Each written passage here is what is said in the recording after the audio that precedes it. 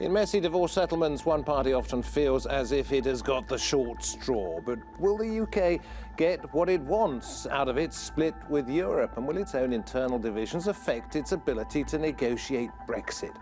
This is Roundtable with me, David Foster.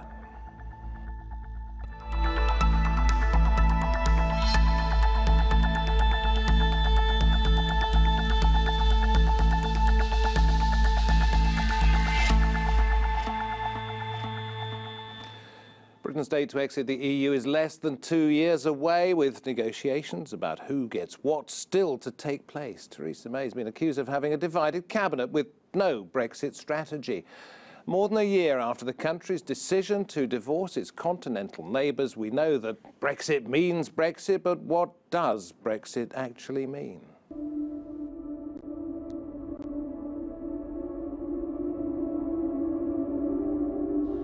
Brexit D-Day, plus 1 year and 16 days.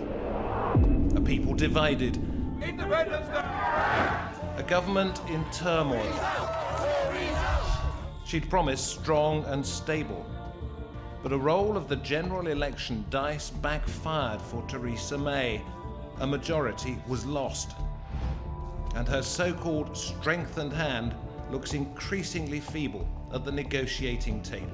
Brexit means Brexit. A year on, what does Brexit actually mean? With the country's politics in turmoil, is it doomed to fail?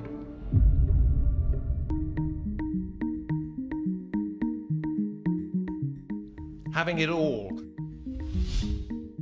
Boris Johnson said Britain could have its cake and eat it in negotiations. He said that Britain could take back immigration controls and give few concessions, all the while keeping open trade with the EU.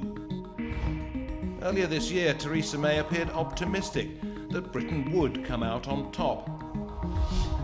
But reality is dawning. Brexit officials have reportedly dropped that approach, accepting it's likely there will be a tough choice. Either there are concessions on freedom of movement, or they will settle for a limited trade deal. Painstaking negotiations lie ahead, with big questions to answer. How much will Britain's EU divorce actually cost? And how will the country agree to regulate financial markets?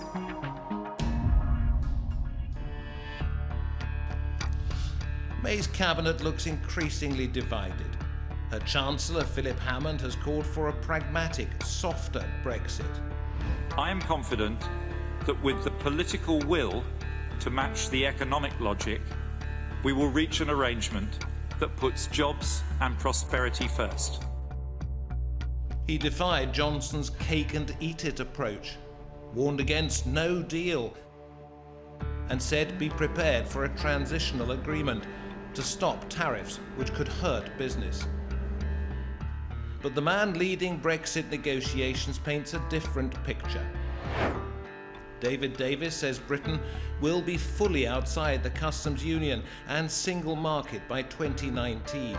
A clean break from Europe, with the UK able to forge its own path free from EU rules. Are you going to get a good deal? But with her team divided and her own government now a minority, Theresa May's negotiating hand is looking weaker than ever.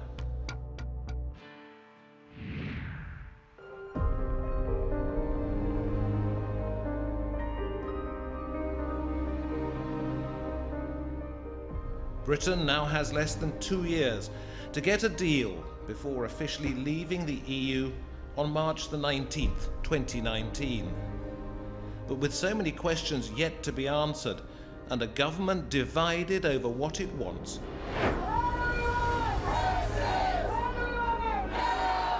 there's still no clear idea of what Brexit will be. We're going to make a success of it. And whether May's hopes of success can in fact be made a reality. So, can the political turmoil of the last year be turned into a success? Is Theresa May's cabinet as divided on Brexit as the people of Britain appear to be? At today's Roundtable, Ben Harris-Quinney, chairman of the Conservative think tank Bow Group, he backs a hard, clean exit from the EU. We have Michael Young, interim CEO of the European Movement. He believes that the Brexit referendum should be overturned. Indeed, he believes it might be. To my left, the sociologist Lisa McKenzie, her research at the London School of Economics focusing on the lives of the poorest in society. And finally, the businessman and chairman of Labour Leave, John Mills. Very warm welcome to all of you. 52% voted Leave, 48% voted Remain. That's history. Let's move on. Ben, first of all, how are we going to make the best of the situation that we as Britain are in?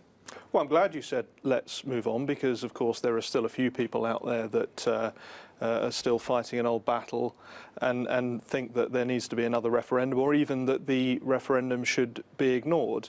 But I think it's wrong to talk in terms of hard and soft Brexit, because what Brexit means, what Brexit meant when it was put to the British people, was leaving the European Union and leaving the single market. That was reflected in both Leave and Remain literature, but also, of course, by the government leaflet that was sent out to everyone.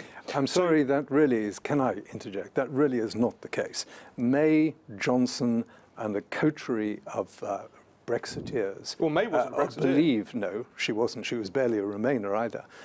The truth of the matter is that they were absolutely obscure about what Brexit meant. She believed, as Johnson... Let's forget the history, let's move on. Yeah, Where are we let's going to go now? Well, can I interject as well? Because again, what we're doing here is we've got this debate between you know, established political elites who seems to be having this debate between themselves. Now, I come from a working class community in North Nottinghamshire. You know, they have not been part of this debate at all. And I think when we start to think about... They had a vote. They had a vote, but what did they... Can we even think about what that vote meant? Well, do you vote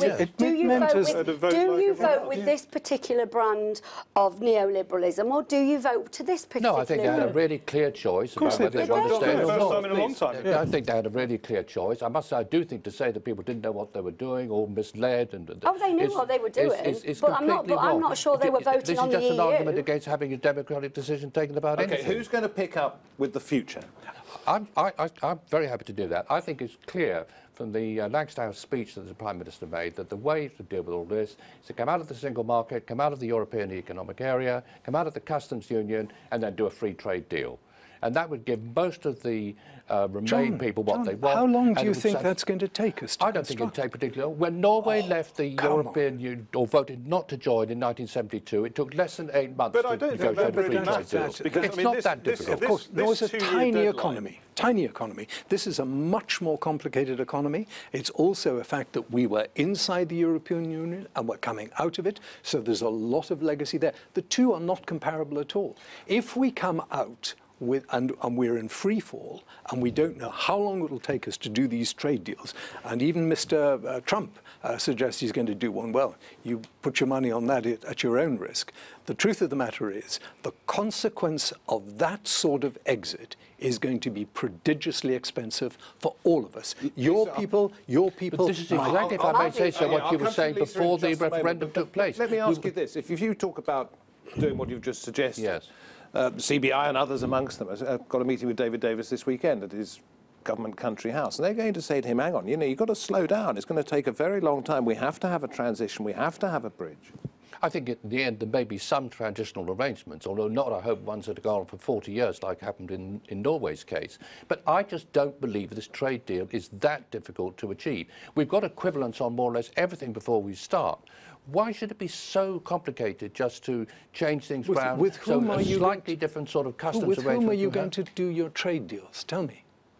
There's queues of people who want to do trade deals, but I don't think trade deals themselves are particularly important on this. Her point was that an awful lot of people are not represented in this, and the way you're talking, an awful lot of people, myself included, wouldn't necessarily understand what was going on. So, but how do you change it so that the people that you talk about are actually included in this, or is that past? The people know that. I mean, the people that I'm talking about are people that, for over 30 years, has absolutely been ignored. You know, their communities, their values, who they are, they've absolutely been ignored in the favour of this sort of neoliberal, sort of cosmopolitan. So are you saying they were conned, that it was a protest vote? No, I'm not saying it was. They were not conned. They knew exactly what they were voting for, and what they were voting. So what do they want to see now? What they were voting for is they kind of had an understanding that people like you at this table wanted to actually leave the European Union, and they were voting against you.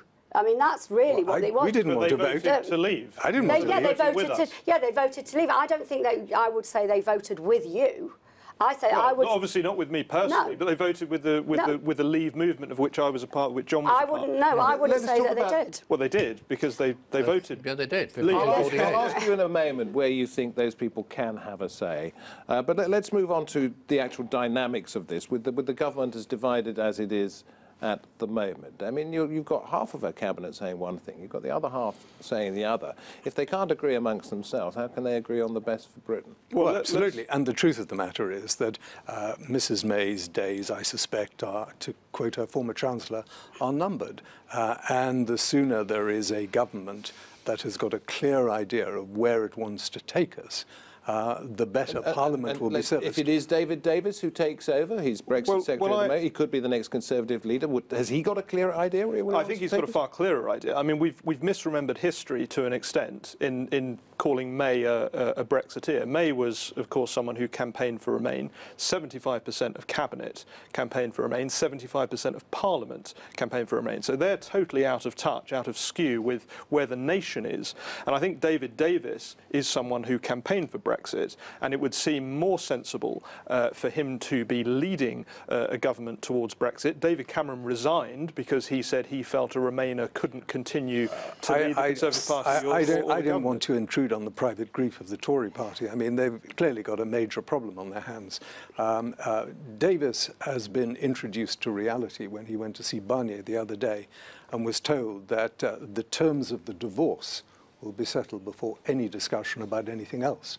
And the truth of the matter is, you didn't know that. David believed that it wasn't going to happen that way. Can we sort of move away from these internal who is going to lead us arguments, and actually let's talk about, again, and I know you don't want to talk, you both want to claim working class votes for whatever reason you want to claim them, but I'm going to tell you now, working class people voted for Brexit because they needed change.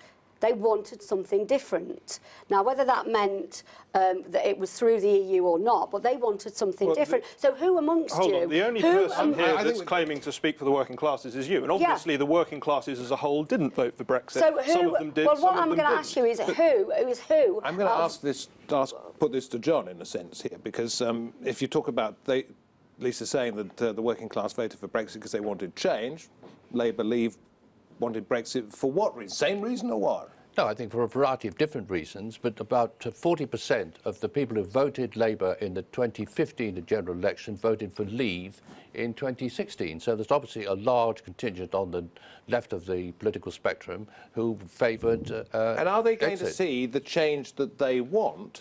I think I mean, that's the question. This is what I would like to answer, because they want to change. They don't want austerity anymore. They don't want to be. They don't want to be living in. But that's a different issue. That's a different issue. No, it's not a different issue. All the polls show, and we weren't really able to discuss this, and haven't been able to discuss this properly for the last 15 years in Britain, was that most working people voted for Brexit because of their concerns over immigration. And so the test will be, if we do not leave the Schengen Plus open borders agreement, and if we do not gain control of our borders and bring immigration down. How do you know this? Well, that's what all the polling suggests. Yeah, well, I don't do. Do you know what? I don't do polls. I'm an. But you'll have to speak to 65 million. No, you don't. You really can't. You can't claim a monopoly I on your am an constituency. ethnographer. I'm an ethnographer. We all know. Your polls don't get it right. No. Your polls don't all know. Let's talk Brexit here. Well, let's just ask the question: where do we go from here? Yeah, is immigration? I will tell you. Is immigration going to change? Of course it isn't, because we know that massive numbers of people that were working in the health service are leaving now because they feel that there is no future for them in this country. 96% of the nurses that were enrolling in 2010 are leaving now. But 80% we're seeing a massive of the exodus. Say that they want immigration to come down, and the how do you government cannot think that? continue to ignore that. That's a Boris Johnson cake and eat it, isn't it? but what Because, I want if you to want ask immigration you- to come down and you still want to get treated well in the health service, how's that going to happen? But look, if you ask people in a poll, this is what I do, it's my job, I work with this. So if you ask someone in a poll, do you want immigration to come down? They will say yes, Because that's a kind of standard question. Most people do, yes. But actually, if you don't ask that as the first question, if you ask other questions and you say, you know, what are the problems in your community, the first thing they say is not immigration. The first thing they will say is housing. The next thing they will say is about school places. Brexit is the I don't think we should get... I think I'm going to just sort of... So, but why can you not connect? Why are you not connecting what people are talking about in the communities with Brexit? Yeah, we're talking about a divided Conservative Party a short while ago, before we got onto immigration just now. There's a divided Labour Party as well at the moment with a resurgent Jeremy Corbyn. What we have seen that do, I would suggest to all of us at this table, is kick into touch any idea that there could be a third party coming along that would have changed everything, like a Tony Blair reinvented type of party. No, I think that's correct. I don't think there will be a third party, but I do think that Britain's negotiating hand has been weakened by the general election. And I think we're now drifting towards a sort of Norway option, if we're not very careful, which I think has got the worst of all worlds. It's not going to satisfy the Leave aspirations around immigration and cost and so forth. And I don't think it's also going to achieve what most Remainers want, because the outcome of it's going to be an arrangement where we've got no control, like we have in the European Union. The arrangement we've got at the moment. I think it would be. And therefore, why would we support that? Well, because people will be poorer. I don't think we should have supported this at all. I think what we should support is what we were talking about earlier on, which is a free trade deal, which gives the main camp most of what it wants. Another referendum, which is what you think is going to happen. I Michael, and you also, presumably, if you want revolution, which is what you say you think should happen. I don't know. I'm not in favour of referendum. Let me just tell you why I think. We voted by a narrow majority to come out of the European Union on a set of campaigns that were really very non-informative. And people were asked to believe a whole series of very loose propositions. I think now people are beginning to understand the cost consequence of coming out of the European Union and are beginning to say, I didn't vote to make myself poorer.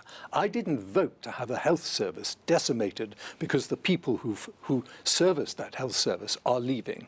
But where's the pressure going to come from? How's it going to happen? Well, because how many years was it before we got the first one? I think people will see that the cost of their shopping is increasing and job security is diminishing. But you were saying all this before the referendum took place. Everybody said the economy was going to tank, it was going to go down as fast as it did in 2008, and none of this happened. No. Why you got all this scare talk? No, it's not scare talk. It is scare talk. Scare talk from your side. You're pretending that everything's going to be all right. The truth is, if we haven't got a deal, we fall over a cliff edge. We go back to world-term trades. But that's not the end of the world. Of course it is. Of course it is. Why?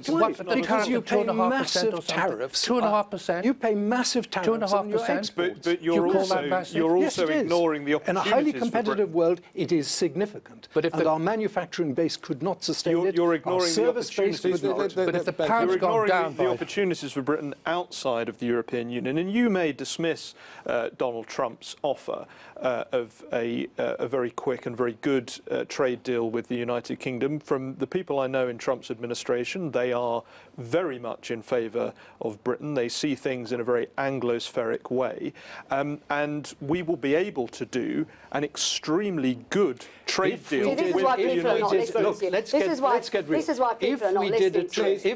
But they are. But yeah, we won the referendum. This is why people. Do you realise that? We won. Your argument is within inches of each other. It's so close to each other. You're not ever. No, it's not. You're saying that the. John and I campaigned for Brexit. We won. Can I speak? Right. But people like you get to speak all the time. Can I ask you a question? In 24 months' time, how do you think the people you claim to represent are going to be? I don't claim to represent. I work with, and I am from those communities. But you don't work with all of them. What's your position? You're just talking in terms of you claim to represent the British working classes. No, I don't claim to work. So who do you represent? Who do I represent? I represent me at this table at the moment with three very sort of bureaucratic, languaged men. That's what I am. John and actually, who do you think is going to listen to this? Who do you think is going to listen to this debate? With you saying, which is not true. Sorry, let's not make this personal. Right, sorry. I'm going to have to sort of move it on just a little bit. Well, let me just finish this point. No, you've had plenty of time to say what you've been saying. John Mills, he talks about a new referendum, Michael, here, which Vince Cable possibly the leader of the Liberal Democrats is going to say, well, he's already said it's going to happen. I don't see it. Do you? I think this is completely impractical. If you have a referendum on the ultimate terms that are going to be agreed, and these are turned down, whatever happens then? If you have a referendum on whether you should go back to square one again, what would happen then? This seems to be completely impractical. If the deal that May brings back is voted down in Parliament, there is only two other alternatives: either falling off the cliff edge, which you dispute, or maintaining the status quo. And I would favour maintaining the status quo, which means Britain remaining a fulsome member of the European Union. And I believe that people, when they understand the cost of disentangling and the sheer horror but I think you may be wrong. I think you may well find the result of the referendum not what you expect. We just had a general election where the Liberal Democrats stood on the basis of having a second referendum, and they were totally wiped out. You know, they had a disastrous general election. So we had a Tory party that wanted an overwhelming majority mandate to do that, and they were shown the door. Yeah, now, they weren't shown the door. They're now in government. You know, they came back as well. Yeah. No, I think that's right. I mean, I do think that even if there was another referendum, it necessarily wouldn't produce the result that you want. Well, I would be a bit surprised if you had another 52 to 48 all I would result. say is people have a capacity of mind power. They have a capacity to change their mind on the basis of the terms of the deal, which Theresa May brings back. People are rational enough to know whether it's a good one or a bad one. And I think rather than just say, if it's a bad one, we'll fall off the cliff, I think the third we're sort of running out of time. You're seeing things only through the EU prism. People make their decisions on what they based on the context of their lives. Not really on sort of very dry, but on very dry arguments. But of course they do. What it costs in the shop. I'm not sure we're arriving at any conclusions at the moment here. So let me try and round this up with this sentence here from Robert Toombs, historian, writing in this week's Spectator, saying, Brexit was a vote of confidence in our ability to shape our future as an independent democratic nation, a choice that few of our European neighbours feel they still have. That's what it was about, wasn't it? Was it? We want to be Britain, we want to be on our own, we're confident in our own ability. Life is not like that. We all make trade-offs. We all work together. We all cooperate. NATO, all of our trade organisations, our capacity to pursue criminals is based on cooperation. We all know that is a human instinct. And we're not going to be sent to the naughty corner, are we? You're seeing things only through the prism of the European Union. You're saying, well, if the deal isn't fantastic at the end of the 2 years, the people will reject it. But you're ignoring all of the opportunities that exist in the world for us to do trade deals with other countries. You're peddling an illusion. Opportunities here? Do I say any opportunity? I just see the same thing what we've been seeing for the last 2 years, is two factions of a system that doesn't include most people having an argument with itself. But it does include... The EU referendum had one of the largest turnouts of referendums in history. It was a hugely engaging process. But people did vote from all socioeconomic groups. They did vote. They did, and they made their decision. They voted on a yes or no. A referendum is not... It cannot ever really tell us. This referendum. But we've also had a general election in 2015. It was about two factions of the Conservative Party falling out. That's absolute nonsense. John Mills, we are Well, John's here from the Labour Party. OK, but he's here as a businessman as well. And let me ask you about the general consensus within business. Do you think there is one, or is it sort of still very much up in the air? Well, I think big business on the whole is in favour of staying in. Smaller businesses, less so. I think on the whole, entrepreneurial people are more willing to take a risk and to look at opportunities, whereas the more bureaucratic people in business are more cautious. I think that's really where the divide lies.